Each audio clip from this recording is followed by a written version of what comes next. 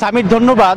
আমরা গাবতলী হয়ে তারপরে সায়দাবাদ হয়ে এখন মহাখালী বাস টার্মিনাল আসলাম এবং এর মাঝখানে মালিবাগও গিয়েছিলাম।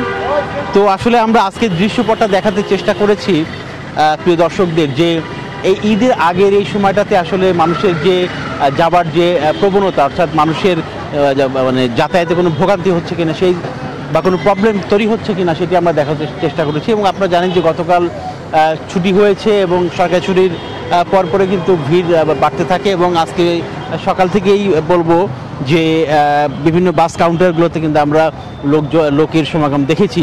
তবে এবার যেহেতু একটু ছুটিটা কম, তো সেহেতু মানুষের যাত্রাটা কিন্তু আসলে একসাথে হচ্ছে।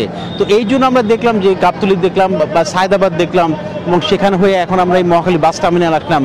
এবং যে যানজটের কারণে হাইওয়েতে কিন্তু প্রচণ্ড যানজট রয়েছে এবং সেটা আমরা নিজেরাও দেখতে পেয়েছি। কারণ হচ্ছে যে আমরা একই স্টেশন থেকে আরেক স্টেশনে যেতে অনেক সময় লেগেছে, মানে 5 মিনিটের পর 2 ঘন্টা লেগেছে আমাদেরও।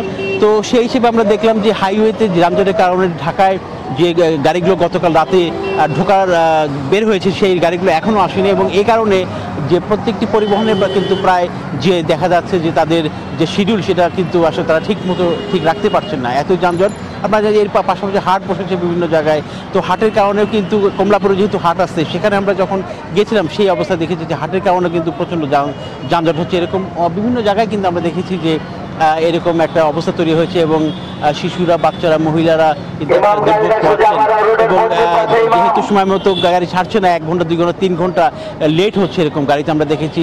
তো সব কিছু মিলিয়ে এখানেও দেখলাম যে এখানেও কিন্তু মানুষের আছে এবং আরও ভিড় পাবে বলে মনে করছেন সংশ্লিষ্টরা। আদনান, আপনাকে ধন্যবাদ আমাদের সঙ্গে যুক্ত হয়ে তথ্যগুলো জানিয়ে দেওয়ার জন্য। এখন জন্ম সনদ দিয়ে খোলো বিকাশ স্টুডেন্ট অ্যাকাউন্ট। নিজের বিকাশ নিজে কর।